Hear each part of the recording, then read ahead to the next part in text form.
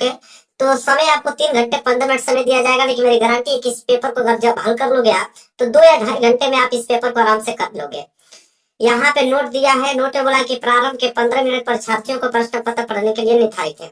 मतलब कि 15 मिनट में इस पेपर को आप पढ़ोगे और 3 घंटे में इस पेपर को आप क्या करोगे, सॉल्व करोगे। पहला नोट आपको समझ में आया। इसके बाद निर्देश दिया है।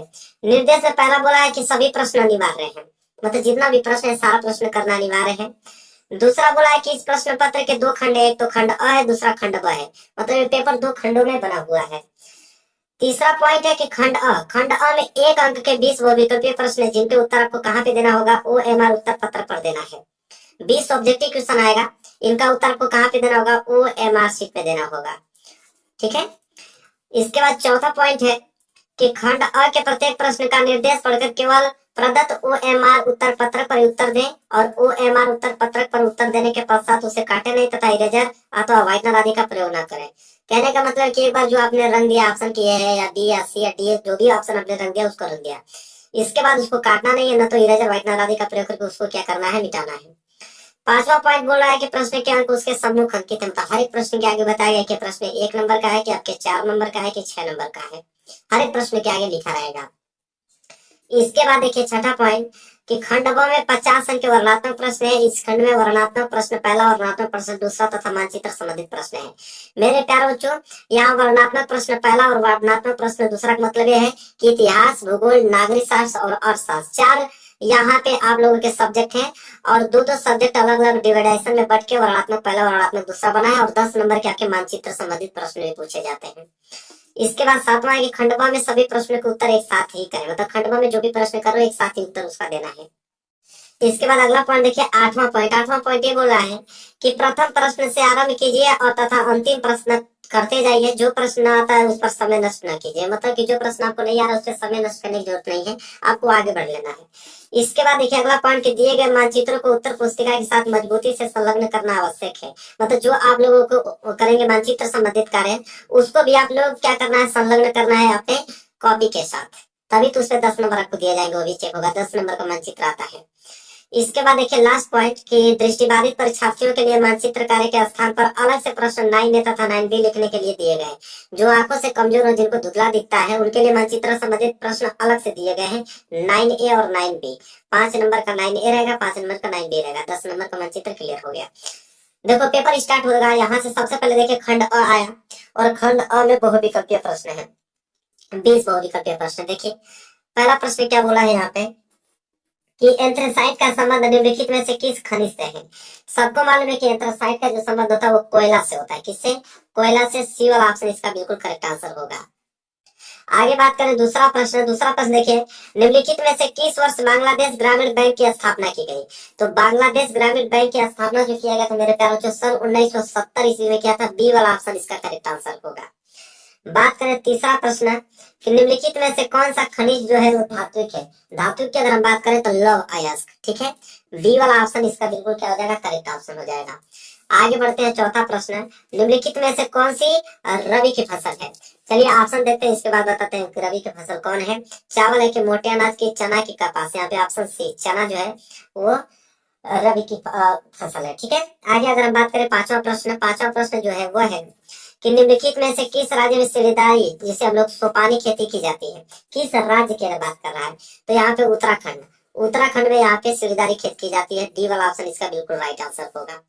आगे देखिए क्वेश्चन नंबर 6, श्रीलंका में कौन सा बहुसंख्यक वर्ग है। तो श्रीलंका में बहुसंख्यक वर्ग सिन्नली है, सिन्नली मतलब बी वाला ऑप्शन जो है बिल्कुल करेक्ट आंसर होगा। देखिए सातवां प्रश्न क्या है कि निम्नलिखित में से कौन सा विशेष संघ सूची में है। तो कौन सा विशेष संघ सूची में है यह पूछा है यहाँ पे, तो है आपका प्रतिरक्षा, ए वाला ऑप्शन बिल्कुल करेक्ट आंसर होगा। देख लो अगला प्रश्न आठवां, 1944 में ब्रेटन वुड्स सम्मेलन कहाँ पे आयोजित किया गया था मेरे प्यारे बच्चों, वो किया गया था अमेरिका में, बी वाला ऑप्शन इसका राइट आंसर होगा। 9 प्रश्न देख लीजिए, निम्नलिखित में से किसे 1871 में जर्मनी का प्रथम सम्राट घोषित किया गया था। तो 1871 में जर्मनी का प्रथम सम्राट जो घोषित किया था वो थे कैसर विलियम प्रथम, ए वाला ऑप्शन बिल्कुल इसका राइट आंसर हो जाएगा। आगे देख लो 10वां प्रश्न क्या है कि निम्न में से कौन 1815 की वियना संधि से संबंधित है। तो 1815 की वियना संधि से संबंधित आपका नेपोलियन है। कौन? नेपोलियन है, बी वाला ऑप्शन बिल्कुल करेक्ट आंसर हो जाएगा। 11वां प्रश्न देख लीजिए, सत्ता की साझेदारी के बेल्जियम मॉडल का मुख्य महत्व क्या है? तो बेल्जियम मॉडल का मुख्य महत्व जो है मेरे प्यारे बच्चों, वह है आपका ऑप्शन नंबर सी, संप्रदायों को समान प्रतिनिधित्व दिया गया। ठीक है, सी वाला ऑप्शन। आगे देख लेते हैं 12वां प्रश्न, राष्ट्रवाद का उदय सर्वप्रथम किस देश से हुआ था? ये तो बहुत सिंपल है, फ्रांस से हुआ था। ये वाला ऑप्शन जो है बिल्कुल करेक्ट आंसर हो जाएगा। आगे देखेंगे तो अगला प्रश्न है 13वां, मृदा किस प्रकार का प्राकृतिक संसाधन है? तो मृदा कौन सा है? नवीकरणीय योग्य संसाधन है, और क्या? ये वाला ऑप्शन बिल्कुल करेक्ट आंसर हो जाएगा। आगे देख लो 14 प्रश्न है, निम्नलिखित में से पंजाब में भूमि संकुचन का कारण क्या है? तो भूमि संकुचन का मुख्य कारण क्या है मेरे प्यारे बच्चों? अधिक सिंचाई है, और क्या? बी वाला ऑप्शन। ये प्रश्न तो बहुत बार आ चुका है। देख लो अगला प्रश्न नंबर 15, भारत के किस राज्य में शिशु मृत्यु दर निम्नवत है? मतलब शिशु मृत्यु दर जो भारत में है सबसे कम किस राज्य में है, ये पूछ रहा है। वो आपका केरल है। कौन है? केरल, ए वाला। 16वां है मेरे प्यारे बच्चों, इटली का एकीकरण कब पूरा हुआ? तो इटली का एकीकरण जो हुआ था मेरे प्यारे बच्चों, वो हुआ था आपका 1871 ईस्वी में पूरा हो गया था। ठीक है, ये वाला ऑप्शन जो है बिल्कुल राइट आंसर हो जाएगा। आगे देखो क्या है 17वां, जलियांवाला बाग की घटना कब हुई? तो जलियांवाला बाग हत्याकांड कब हुआ था? 13 अप्रैल 1919 को हुआ था ना। डी वाला ऑप्शन जो है राइट आंसर हो जाएगा। 18वां देखो, रोलेट एक्ट कब पारित हुआ? तो रोलेट एक्ट जो पारित हुआ था मेरे प्यारे बच्चों 1919 में हुआ था। ए वाला ऑप्शन जो है 18 का बिल्कुल राइट आंसर हो जाएगा। आगे देख लो 19वां, असहयोग आंदोलन का मुख्य कारण क्या था? तो असहयोग आंदोलन का मुख्य कारण था खिलाफत आंदोलन। सी वाला ऑप्शन बिल्कुल करेक्ट आंसर हो जाएगा, खिलाफत आंदोलन। 20वां लास्ट विकल्पी है, वंदे मातरम गीत के लेखक कौन था? तो वंदे मातरम गीत के लेखक थे बंकिम चंद्र चटर्जी। ठीक है, जिसे हम लोग बंकिम चंद्र चट्टोपाध्याय भी कहते हैं। ये वाला ऑप्शन जो है बिल्कुल राइट आंसर हो जाएगा। आगे देखते हैं, आगे आ गया खंड ब, इसमें रहेंगे वर्णनात्मक प्रश्न। इसमें सबसे पहले स्टार्ट होगा लघु उत्तरीय प्रश्न, और इसमें बोला है कि निम्नलिखित प्रश्न के उत्तर लगभग 80 शब्दों में देना है। पहला प्रश्न देखो क्या है कि भारत में राजनीतिक क्षमता के विकेंद्रीकरण के पीछे क्या मूल सोच थी? 4 नंबर के लिए प्रश्न है। अगर ये प्रश्न नहीं कर पाते हो तो अथवा करके एक और प्रश्न दिया हुआ है कि भारत में केंद्र और राज्यों के बीच सत्ता के बंटवारे के लिए 2 विशेषताओं का उल्लेख करो। तो दोनों में से एक ही करना है, लेकिन मैं आंसर पूरा संपूर्ण बताऊंगा दोनों का। तो पहले वाला पहले देखते हैं कि भारत में राजनीतिक क्षमता के विकेंद्रीकरण के पीछे क्या मूल सोच थी। तो देखो उत्तर पहला लिखो कि जन केंद्र और राज्य सरकार से शक्तियां लेकर स्थानीय सरकारों को दी जाती है, तो इसे सत्ता का विकेंद्रीकरण कहते हैं। इसके पीछे बुनियादी सोच यह है कि अनेक मुद्दों और समस्याओं का निपटारा स्थानीय स्तर पर ही बढ़िया ढंग से हो सकता है। भारत में सत्ता के विकेंद्रीकरण के लिए सभी राज्यों में गांव के स्तर पर ग्राम पंचायतों और शहरों में नगर पालिकाओं की स्थापना की गई थी, लेकिन उन्हें राज्य सरकारों के सीधे नियंत्रण में रखा गया था। इन स्थानीय सरकारों के लिए नियमित ढंग से चुनाव भी नहीं कराए जाते थे। इनके पास न तो अधिकार था न कोई संसाधन। विकेंद्रीकरण का वास्तविक स्वरूप 1992 में परिलक्षित हुआ, और 1992 में संविधान में संशोधन करके लोकतांत्रिक शासन व्यवस्था के तीसरे स्तर को क्या किया गया? मजबूत बनाया गया। पहला पॉइंट, अब स्थानीय स्वशासी निकायों के चुनाव नियमित रूप से कराना संवैधानिक बाध्यता है। और दूसरा है कि निर्वाचित स्वशासी निकायों के सदस्य तथा पदाधिकारियों के पदों में अनुसूचित जातियों, जनजातियों और पिछड़ी जातियों के लिए सीटें जो है आरक्षित हैं। तीसरा है कि राज्य सरकारों को अपने राजस्व और अधिकारों का कुछ हिस्सा इन स्थानीय स्वशासी निकायों को देना पड़ता है। और चौथा है कि कम से कम 1/3 पद महिलाओं के लिए आरक्षित है। और लास्ट पॉइंट है कि हर राज्य में पंचायत और नगर पालिका को चुनाव कराने के लिए राज्य चुनाव आयोग नामक स्वतंत्र संस्था का गठन किया है, और इस संशोधन द्वारा स्थानीय स्तर पर शासन को अधिक शक्तिशाली और प्रभावी बनाया गया। तो देखो 4 नंबर का भाई, तो एग्जाम में पूरा आपको डिटेल में लिखवाएगा तभी तो 4 नंबर देगा। इसके बाद देखो ये कर लेना, ये नहीं है तो अथवा वाला है कि भारत के केंद्र और राज्यों के बीच सत्ता के बंटवारे के लिए 2 विशेषताओं का उल्लेख कीजिए। चलिए इसका आंसर बता देता हूँ, इसका आंसर देख लो। तो दोनों में से कोई एक ही करना है, लेकिन मैं दोनों बता रहा हूँ। उसका आंसर देखो, उसका आंसर लिखोगे कि संविधान में स्पष्ट रूप से केंद्र और राज्य सरकारों के बीच विधायी अधिकारों का बंटवारा निम्न प्रकार से किया गया है।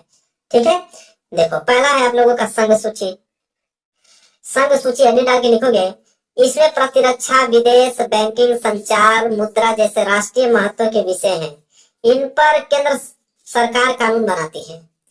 दूसरा है राज्य सूची। इसमें क्या होता है कि इसमें पुलिस, व्यापार, वाणिज्य, कृषि, सिंचाई जैसे प्रांतीय महत्व के विषय आते हैं और इन पर कानून बनाने का अधिकार राज्य सरकार को है।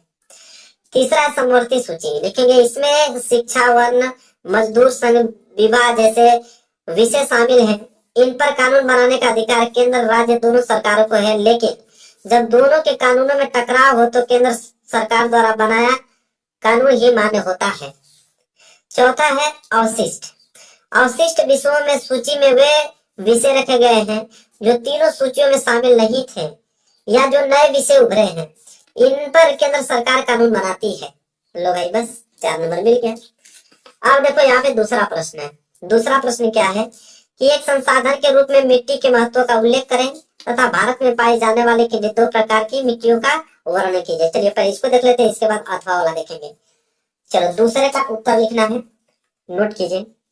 तो दूसरे का उत्तर क्या है, पहले आप डालोगे कि मृदा संसाधन होता क्या है। लिखेंगे कि मिट्टी अथवा मृदा सर्वाधिक महत्वपूर्ण नवीकरण योग्य प्राकृतिक संसाधन है। मिट्टी में ही पौधे विकसित होते हैं जो पृथ्वी के जीव जंतुओं की कई प्रजातियों को भोजन प्रदान करती हैं। कुछ सेंटीमीटर मृदा के निर्माण में लाखों वर्ष का समय लगता है। और 2 मिट्टी का प्रकार पूछा था, तो पहला जलोढ़ मिट्टी हेडिंग डाल लो, लिख लो कि भारत का संपूर्ण उत्तरीय मैदान जलोढ़ मृदा से बना है और यह मृदा हिमालय के 3 महत्वपूर्ण नदी तंत्रों सिंधु, गंगा और ब्रह्मपुत्र नदियों द्वारा लाए गए निक्षेपों से बनी है। जलोढ़ मृदा में रेत, सिल्ट और मृत्तिका के विभिन्न अनुपात में पाए जाते हैं, जिस कारण यह बहुत उपजाऊ होते हैं। इसमें पोटास, फास्फोरस और चूना होता है और यह मृदा गन्ने, चावल, गेहूं और अन्य अनाजों तथा दलहन फसलों की खेती के लिए उपयुक्त होती है। ये तो पहला हमने बताया, 2 मृदा बताना था। जलोढ़ मृदा हमने बता दिया। एक और हेडिंग डाल लो, काली मृदा। लिखो कि इन मृदा का रंग काला है। इन्हें रिंगर मृदा भी कहा जाता है।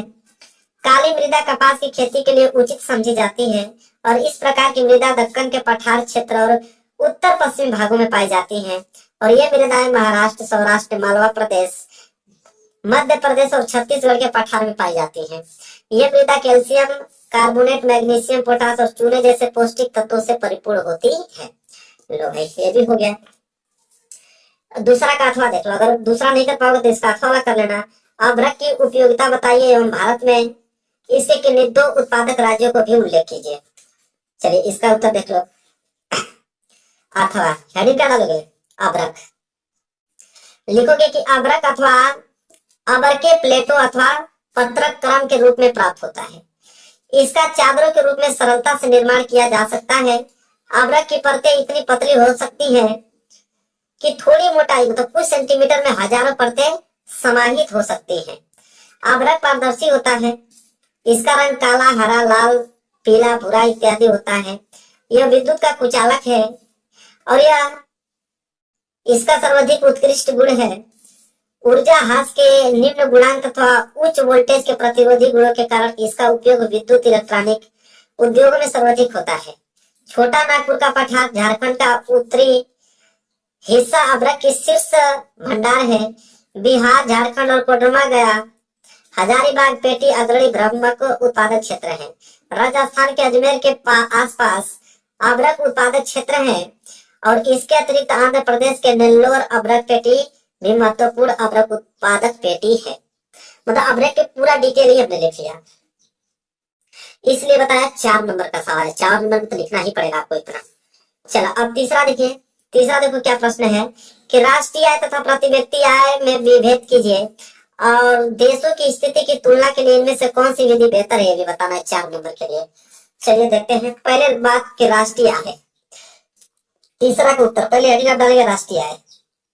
राष्ट्रीय आय में पहला पॉइंट, राष्ट्रीय आय अथवा लभ्यांश उत्पादन के साधनों द्वारा किसी एक निश्चित समय मतलब प्राय 1 वर्ष उत्पादन किए गए प्रत्येक पदार्थ एवं सेवा की वास्तविक या शुद्ध मात्रा होती है। दूसरा पॉइंट क्या है कि राष्ट्रीय आय किसी देश में वर्ष भर उत्पादित की गई वस्तुओं एवं सेवाओं के मौद्रिक मूल्यों का संपूर्ण योग होती है। और तीसरा है कि राष्ट्रीय आय में वृद्धि आर्थिक विकास की सूचक नहीं है, क्योंकि राष्ट्रीय आय बढ़ने के साथ साथ यदि जनसंख्या भी बढ़ती जा रही है तो सही अर्थों में आर्थिक विकास नहीं हो पा रहा है। अब हम डालेंगे हेडिंग प्रति व्यक्ति आय। प्रति व्यक्ति आय जब हेडिंग आप डालोगे उसमें पहला पॉइंट आप लिखोगे कि प्रति व्यक्ति आय का जो अभिप्राय देश के एक व्यक्ति को निश्चित समय में मतलब निश्चित समय मतलब प्राय 1 वर्ष में प्राप्त होने वाली आय से है। दूसरा पॉइंट लिखोगे कि किसी देश की राष्ट्रीय आय को उस देश की कुल जनसंख्या से भाग देने पर प्रति व्यक्ति आय प्राप्त हो जाता है। अगर प्रति व्यक्ति आय निकालना है तो पहले वास्तविक उसके कितने राष्ट्र आय है उनको और फिर जनसंख्या का आकार कितना जनसंख्या उसका भाग दोगे तो प्रति व्यक्ति आय निकल जाएगा। इसके बाद मेरे प्यारे बच्चों तीसरा पॉइंट है कि प्रति व्यक्ति आय में वृद्धि आर्थिक विकास होने का अधिक विश्वसनीय सूचक है। बस हो गया, ठीक है। इसके बाद अगर तीसरा जो हमने बताया है अगर ये कर ले तो अच्छी बात है, नहीं कर पाते तो अथवा करके एक और दिया है कि विदेशी व्यापार से आप क्या समझते हैं, विदेशी व्यापार को अनुकूल बनाने के लिए कोई 2 सुझाव दीजिए। चलो इसका भी उत्तर देखेंगे। तो तीसरे का अथवा देखो, अथवा लिखा हमने, उसका उत्तर लिखो। लिखेंगे कि 2 या 2 से अधिक देशों के बीच होने वाले व्यापार को हम लोग विदेशी व्यापार कहते हैं। दूसरे शब्दों में अगर हम कहें तो विदेशी व्यापार से तात्पर्य 2 या 2 से अधिक देशों में वस्तुओं तथा सेवाओं के विनिमय से है। इसमें आयात तथा निर्यात क्या होते हैं, शामिल होते हैं। विदेशी निवेश को आकर्षित करने के लिए भारत सरकार द्वारा उठाए गए कदम निम्नलिखित हैं। कौन कौन से उसको देखते हैं। देखो उसमें पहला पॉइंट यह है कि विदेशी निवेश के प्रतिबंध को हटाया गया है और दूसरा यह है कि तकनीकी तथा विदेशी जो कच्चे माल के आयात पर से प्रतिबंध हटा दिया गया है। तीसरा एक उद्यमों को स्थापित करने के लिए लाइसेंसिंग प्रथा को भी हटाया गया है। क्लियर है यहाँ तक। चलो अब देखेंगे अगला प्रश्न, प्रश्न नंबर चौथा। प्रश्न नंबर चौथा क्या मेरे प्यारे बच्चों, प्रश्न नंबर चौथा यह है कि प्रथम विश्व युद्ध के पश्चात होने वाली महामंदी के कारणों की समीक्षा कीजिए। 4 नंबर का प्रश्न है। इसमें भी अथवा करके दिया है लेकिन हम लोग पहले इसका उत्तर देख लेते हैं। देखो चौथा में यहाँ पे आपको लिखना है चौथा का उत्तर कि 1929 की महामंदी का जो प्रभाव पड़ा था वो भारत में भी पड़ा और महामंदी ने भारतीय व्यापार को फौरन प्रभावित किया और सन 1928 से लेकर 1934 के बीच देश के आयात निर्यात घटकर लगभग कितने रह गए थे, आधे रह गए थे। और 1928 से लेकर 1934 के बीच भारत में गेहूं की कीमत कितनी हो गई थी, 50% गिर गई और शहरी निवासियों के मुकाबले किसानों और काश्तकारों को ज्यादा नुकसान हुआ। यद्यपि कृषि उत्पादों की कीमत तेजी से नीचे गिरी लेकिन सरकार ने लगान वसूली की छूट देने से क्या किया, बिल्कुल इनकार कर दिया। सबसे बुरी मार उन काश्तकारों पर पड़ी जो विश्व बाजार के लिए उपज पैदा करते थे।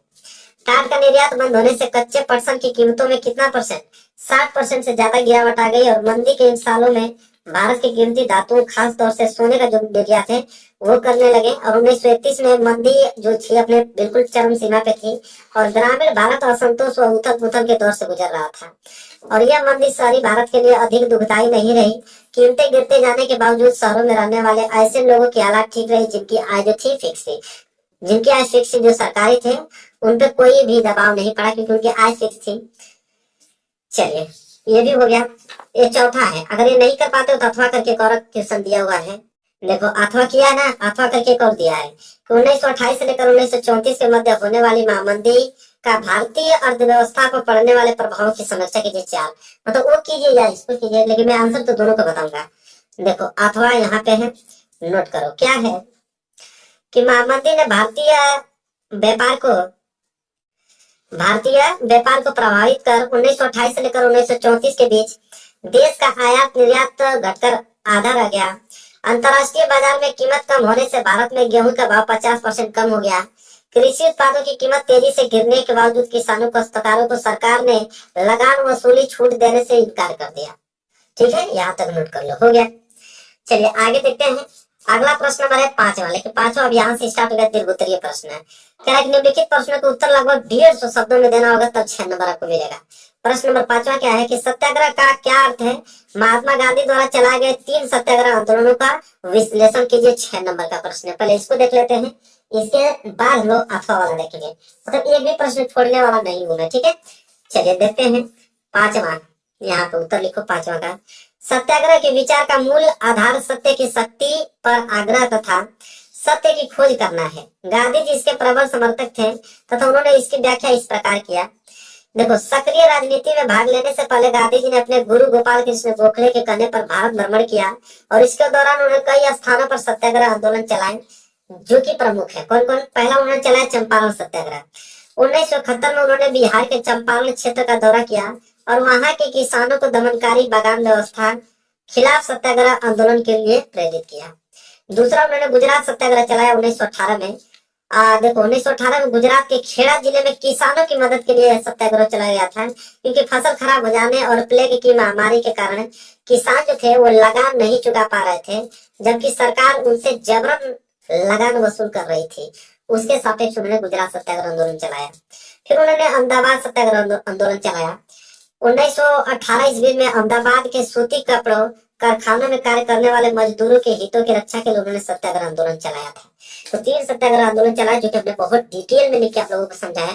तो 5वां कर ले तो अच्छी बात है, नहीं तो 8वां करके एक ऑप्शन और दिया है कि असहयोग आंदोलन कब चलाया गया और इस आंदोलन के 2 कारणों की विवेचना कीजिए। चलिए देख लेते हैं असहयोग आंदोलन कब चलाया गया। तो देखो 8वां करके उत्तर नोट करो। अंग्रेजों के अत्याचार के राष्ट्रपति महात्मा गांधी ने 1 अगस्त 1920 को असहयोग आंदोलन शुरू किया था। इसकी विशेषता यह थी कि अंग्रेजों की क्रूरताओं के खिलाफ लड़ने के लिए केवल अहिंसक साधनों को अपनाया गया था। जैसे नई दिल्ली अंग्रेजों के अत्याचार के राष्ट्रपति महात्मा गांधी ने 1 अगस्त 1920 को असहयोग आंदोलन को क्या किया, शुरू किया था। असहयोग आंदोलन प्रारंभ हुआ जिसके कारण निम्नलिखित थे। कौन कौन से कारण थे? पहला, खिलाफत का मुद्दा था। दूसरा था कि पंजाब में सरकार की बर्बर कार्रवाइयों के विरुद्ध न्याय प्राप्त करना, और अंततः तीसरा, स्वराज की प्राप्ति करना था। इस आंदोलन के परिणाम निम्न थे। ठीक है, इस आंदोलन के बाद क्या परिणाम निकला? पहला यह निकला कि जनता का अपार सहयोग मिला। ठीक है, मतलब जनता का पूरा सपोर्ट मिला। इसके बाद देश की शिक्षण संस्थाएं लगभग बंद सी हो गई थी, क्योंकि छात्रों ने उनका त्याग कर दिया था, मतलब छोड़ दिया था। इसके बाद तीसरा है कि राष्ट्रीय शिक्षा के एक नए कार्यक्रम की शुरुआत की गई, और इस सिलसिले में काशी विद्यापीठ और जामिया मिलिया जैसे संस्थाओं की क्या हुई थी, स्थापना हुई। इसके बाद चौथा है कि कितने लोगों ने सरकारी नौकरियां छोड़ दी थी, विदेश वस्त्रों को होली जलाई जाने लगी। इसके बाद है लास्ट पॉइंट कि इस आंदोलन में हिंदू और मुसलमानों दोनों ने एक होकर भाग लिया था। चलिए ये प्रश्न हो गया। प्रश्न नंबर 6 देखो। भारतीय समाज में जाति प्रथा आज भी प्रचलित है, इसके कारण क्या है, इसको समाप्त करने की 2 उपाय बताइए। ठीक है, चलिए पहले इसका आंसर देखते हैं। क्वेश्चन नंबर 6 नोट कीजिए। आधुनिक भारत में जाति की संरचना और जाति व्यवस्था में भारी बदलाव आया, किंतु फिर भी समकालीन भारत में से जाति प्रथा विदा नहीं हुई। जातिगत असमानता के कुछ पुराने पहलू अभी भी बरकरार हैं। जैसे पहला, अभी भी ज्यादातर लोग अपनी जाति या कबीलों में ही शादी करते हैं। दूसरा, संवैधानिक प्रावधान के बावजूद छुआछूत की प्रथा आज भी पूरी तरह समाप्त नहीं हुई है। तीसरा है कि जाति व्यवस्था के अंतर्गत कुछ जातियां लाभ की स्थिति में रही तथा कुछ को दबाकर रखा गया। इसका प्रभाव आज भी नजर आता है, यानी ऊंची जाति के लोगों की आर्थिक स्थिति सबसे अच्छी है, वह दलित तथा आदिवासियों की आर्थिक स्थिति सबसे क्या है, खराब है। हर जाति में गरीब लोग हैं, पर गरीबी रेखा के नीचे जीवन बसर करने वाले लोगों ने अधिक संख्या निचली जातियों के लोगों की ही है। ऊंची जातियों में गरीबी का प्रतिशत क्या है, सबसे कम है। 5वां पॉइंट है कि आज सभी जातियों में अमीर लोग हैं, पर यहाँ भी ऊंची जाति वालों का अनुपात बहुत ज्यादा है और निचली जातियों का बहुत कम है। और है कि 6वां पॉइंट कि जो जातियां पहले से ही शिक्षा के क्षेत्र में आगे थी, आधुनिक शिक्षा व्यवस्था में भी उनको बोलबाला है। जिन जातियों को पहले शिक्षा से वंचित रखा जाता था, उनके सदस्य अभी भी पिछड़े हुए हैं। आज भी जाति आर्थिक हैसियत के निर्धारण में बहुत महत्वपूर्ण भूमिका निभाती है, क्योंकि अभी भी जाति जो है, जातिगत असमानताएं जारी है। अब हेडिंग डालेंगे अगले, जाति प्रथा समाप्त करने की क्या उपाय है। तो जाति प्रथा को समाप्त करने के उपाय निम्नवत है। कौन कौन?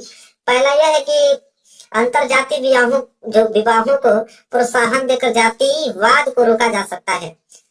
जब एक जाति के लोग दूसरी जाति में विवाह संबंधों की स्थापना करेंगे तो जातिवाद की समाप्ति स्वतः ही हो जाएगी।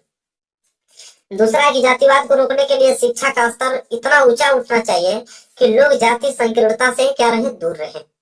चलिए हो गया क्वेश्चन नंबर 6। ठीक है, उसको नोट कर लो। अगर नहीं कर पाते हो तो अथवा करके ये वाला दिया है, इसको कर लेना कि भारत में महिलाओं के प्रति भेदभाव के तरीकों का वर्णन कीजिए। 6 नंबर का यह प्रश्न है मेरे प्यारे बच्चों, और बहुत इंपॉर्टेंट समझ लो प्रश्न है। चलिए देखते हैं। अथवा 6 नंबर का प्रश्न है, लिखेंगे उत्तर में कि हमारे देश में आजादी के बाद से महिलाओं की स्थिति में कुछ सुधार हुआ है। कौन कौन से सुधार हुए हैं? पर वे अभी भी पुरुषों से काफी पीछे हैं। हमारा समाज अभी भी प्रीत प्रधान है। महिलाओं के साथ अभी भी कई तरह के भेदभाव होते हैं। पहला, जनगणना 1911 के अनुसार महिलाओं में साक्षरता की दर अभी भी मात्र 64.6% है, जबकि पुरुषों में 80.9% है। स्कूल पास करने वाली लड़कियों की एक सीमित संख्या की उच्च शिक्षा की ओर कदम बढ़ा पाती हैं। अभी भी माँ बाप अपने संसाधनों को लड़के लड़की दोनों पर बराबर खर्च करने की जगह लड़कों पर ज्यादा खर्च करना पसंद करते हैं। वही दूसरा पॉइंट है कि साक्षरता दर कम होने के कारण ऊंची तनख्वाह वाले और ऊंचे पदों पर पहुंचने वाले महिलाओं की संख्या बहुत कम है। भारत में स्त्रियां पुरुषों से अधिक काम करती हैं, किंतु अक्सर उन्हें काम का मूल्यवान नहीं माना जाता है। तीसरा है कि काम के हर क्षेत्र में यानी खेल कूद की दुनिया से लेकर सिनेमा, जेट संसार तक और कल कारखानों से लेकर खेत खलिहानों तक महिलाओं को पुरुषों की तुलना में कम मजदूरी मिलती है, भले ही दोनों ने समान काम किया हो। चौथा है कि भारत के अनेक हिस्सों में अभी भी लड़कियों को जन्म लेते ही मार दिया जाता है। अधिकांश परिवार लड़के की इच्छा रखते हैं। इस कारण लिंग अनुपात गिरकर प्रति 1000 लड़कों पर 1943 शिशु लिंग अनुपात 1919 रह गया है। इसके बाद है कि भारत में सार्वजनिक जीवन में खासकर राजनीति में महिलाओं की भूमिका नगण्य ही है। अभी भी महिलाओं को घर की चार दीवारी के भीतर रखा जाता है। महिलाओं महिलाओं के लिए पंचायती राज के अंतर्गत स्थानीय सरकारों और नगर पालिकाओं में 1/3 पद आरक्षित है। ठीक है, पूरा का पूरा सोल्यूशन दे रहा हूँ, बस नोट करना है आपको। सातवां प्रश्न देखो क्या है, प्राथमिक एवं द्वितीय क्षेत्रों की विशेषताओं की विवेचना कीजिए। 6 नंबर का है प्राथमिक एवं द्वितीय क्षेत्रों की विशेषता। तो सातवां का उत्तर, पहला हेडिंग आप डालोगे प्राथमिक क्षेत्र। प्राथमिक क्षेत्र में लिखोगे पहला कि इसे कृषि और सहयोगी सेवा क्षेत्र के रूप में भी जाना जाता है। दूसरा है कि यह क्षेत्र प्राकृतिक संसाधनों का दोहन करके वस्तुओं तथा सेवाओं का उत्पादन करता है। तीसरा है कि यह क्षेत्र असंगठित होता है और पारंपरिक तकनीकों का प्रयोग करता है। इसके बाद है कि कृषि, वानिकी, मत्स्यन, खनन, पशु और पालन से संबंधित गतिविधियां इस क्षेत्र में भी क्या है शामिल है। पांचवा है कि भारत जैसे बहुत से विकासशील देशों ने इस क्षेत्र में अधिकांश लोग नियोजित हैं। अब हेडिंग डालेंगे द्वितीय क्षेत्र, उसमें लिखेंगे पहला पॉइंट कि इसे विनिर्माण क्षेत्र के रूप में जाना जाता है। दूसरा है कि यह क्षेत्र की एक वस्तु का रूप बदलकर उसकी उपयोगिता बढ़ा देता है। तीसरा कि यह संगठित क्षेत्र होता है और बेहतर तकनीकों का प्रयोग करता है। चौथा यह कि विनिर्माण इकाइयों और छोटे पैमानों की इकाइयां, बड़ी फर्में, बहुराष्ट्रीय कंपनियां आदि इसमें क्या है शामिल है। और लास्ट पॉइंट है कि यह क्षेत्र प्राथमिक क्षेत्र के अतिरिक्त मजदूरों को रोजगार प्रदान करने में असफल रहा है, द्वितीय क्षेत्र। चलिए, अगर सातवां नहीं कर पाओगे तो अथवा करके एक ऑप्शन दिया है, असंगठित क्षेत्रों में श्रमिकों के सदस्य की विवेचना कीजिए। ये इतना ज्यादा इंपॉर्टेंट नहीं है मेरे प्यारे बच्चों, फिर भी मैं इसको आप लोगों को होमवर्क दे देता हूँ। बीच बीच में एक प्रश्न होमवर्क दे दूंगा, जैसे आज वीडियो में सिर्फ बस इसको मैं होमवर्क दे रहा हूँ, सिर्फ एक प्रश्न, ये नहीं पूरा छोटा हूँ, सिर्फ इस प्रश्न को भी बता देता, लेकिन होमवर्क देने से आप जागरूक होंगे और इसको प्रश्न खोजेंगे तो और आपको अच्छा लगेगा। तो इसको मैं होमवर्क दे देता हूँ। हालांकि दोनों में से एक ही करना था, तो सातवां वाला का आंसर मैंने बता ही दिया। इसका आंसर अपने से खोज लेना। आठवां देख लो, गन्ने की खेती के लिए उपयुक्त भौगोलिक परिस्थितियों का वर्णन कीजिए तथा भारत में इसके किन 3 उत्पादक राज्यों का भी उल्लेख कीजिए। 6 नंबर का है। चलिए देखते हैं आठवां। तो आठवां देखो, आठवां का उत्तर क्या है, गन्ना एक उष्ण और उपोष्ण कटिबंधीय फसल है। यह फसल 21 डिग्री सेल्सियस से लेकर 27 डिग्री सेल्सियस तापमान और 75 सेंटीमीटर से लेकर 100 सेंटीमीटर वार्षिक वर्षा वाली उष्ण और आर्द्र जलवायु में बोई जाती है। कम वर्षा वाले क्षेत्रों में सिंचाई की आवश्यकता होती है। इसे अनेक मिट्टियों में उगाया जा सकता है। इसके लिए बुआई से लेकर कटाई तक काफी शारीरिक श्रम की आवश्यकता होती है। गन्ना चीनी, गुड़, खांडसारी और सीरा बनाने के काम आती है। उत्तर प्रदेश, महाराष्ट्र, कर्नाटक, तमिलनाडु, आंध्र प्रदेश, तेलंगाना, बिहार, पंजाब और हरियाणा गन्ने के मुख्य उत्पादक राज्य हैं। बस हो गया। अगर ये आठवां देखो, आठवां हमने बता दिया। अगर ये आठवां नहीं कर पाते हो तो आठवां करके दिया हुआ है, देखो आठवां करके दिया है कि भूक्षरण से आप क्या समझते हैं, इसे रोकने के लिए कोई 4 उपाय बताइए। चलिए देख लेते हैं। तो हम डालेंगे मिट्टी के कटाव अथवा भूक्षरण का अर्थ क्या होता है, उत्तर में लिखेंगे, वो हेडिंग है। मिट्टी के कटाव का अर्थ यह है कि भूमि का उर्वरा शक्ति का नष्ट होना। दूसरे शब्दों में मिट्टी की ऊपरी परत के कोमल तथा उपजाऊ कणों में प्राकृतिक कारकों जल, नदी, वर्षा तथा वायु या प्रक्रमों द्वारा एक स्थान से हटाया जाना ही भूमि का ह्रास कटाव कहलाता है। यह कटाव अत्यधिक उपजाऊ भूमि को शीघ्र ही बंजर बना देता है। भारत में लगभग 1/4 कृषि भूमि भूमि कटाव से प्रभावित है। असम, पश्चिम बंगाल, उत्तर प्रदेश, मध्य प्रदेश, पंजाब, हरियाणा आदि राज्य भूमि कटाव की समस्या से अत्यधिक क्या है, प्रभावित है। मृदा अपरदन के कारण भूमि कृषि योग्य नहीं रहती, उसकी उपजाऊ शक्ति समाप्त हो जाती है। मृदा अपरदन को रोकना आवश्यक है, इसके लिए निम्नलिखित उपाय किए जा सकते हैं। ठीक है, तो कौन कौन से उपाय किए जा सकते हैं? देखो, पहला, वनारोपण या काफी मात्रा में पेड़ लगाने से मृदा अपरदन की प्रतिक्रिया रोकी जा सकती है। पेड़ों का बंजर भूमि तथा पहाड़ी ढालों पर लगाना अधिक लाभदायक सिद्ध होता है। इस ढंग से वायु अपरदन भी रोका जा सकता है। दूसरा है कि ढाल वाली भूमि पर समोच्च रेखाओं के समांतर हल चलाने से ढाल के साथ जल बहाव की गति घटती है, इसे समोच्च जुताई कहा जाता है। तीसरा यह है कि ढाल वाली भूमि पर सोपान बनाए जा सकते हैं। सोपान कृषि मृदा अपरदन को नियंत्रित करती है। पश्चिम और मध्य हिमालय के सोपान अथवा सीढ़ीदार खेती के लिए क्या होती है, विकसित है। और लास्ट है कि बड़े खेतों की पट्टियों में बांधकर फसलों के बीच में घास की पट्टियां उगाई जाती हैं और यह पौने द्वारा जनित बल को कम करती है। इस तरीके की कृषि को हम लोग पट्टी कृषि कहते हैं। लो, 8वां का 8वां भी हो गया मेरे प्यारे बच्चों, समाप्त। बिल्कुल, अब मानचित्र कार्य स्टार्ट होता है यहाँ से। देखो, मानचित्र संबंधित प्रश्न निर्देश है कि प्रश्न 9A तथा 9B मानचित्र से संबंधित है। 9A है कि निम्नलिखित स्थानों को भारत के दिए गए रेखा मानचित्र पर इस चिन्ह द्वारा नाम सहित दर्शाइए। सही नाम तथा सही अंकन के लिए आधे आधे अंक निर्धारित है। जैसा पहला है, वह स्थान जहाँ भारतीय राष्ट्रीय कांग्रेस का अधिवेशन हुआ, वो भी अधिवेशन सितंबर 1920 में हुआ। ठीक है, चलिए, तो वो हुआ था कलकत्ता में। तो कलकत्ता में हुआ था, ये मानचित्र है, देखो भारत का मानचित्र कलकत्ता। ये वाला लोकेशन, आप यहाँ पे लोकेशन है कलकत्ता का, यहाँ पे लोकेशन डाल दो। देखो पहला, यहाँ पर 9 का पहला हो गया कलकत्ता। ठीक है, कोई दिक्कत नहीं, ये क्या आपका 9 का पहला। दूसरा प्रश्न यह है यहाँ पे, वह स्थान जहाँ महात्मा गांधी ने नमक कानून तोड़ा था। तो नमक कानून दांडी में तोड़ा था। तो दांडी का लोकेशन यहाँ पे मेरे प्यारों से, देखो ये वाला दांडी है, यहाँ पे लिख लेना 9 का दूसरा दांडी। ठीक है, लोकेशन बस याद कर लो, बस तीर खींच के लिख लेना। तीसरा प्रश्न यह है, वह स्थान जहाँ जलियांवाला बाग की घटना हुई थी। तो जलियांवाला बाग की घटना अमृतसर में हुआ था। देखो, अमृतसर में हुआ था। तो ये अमृतसर लोकेशन यहाँ 9 का तीसरा हो गया। चलिए आगे।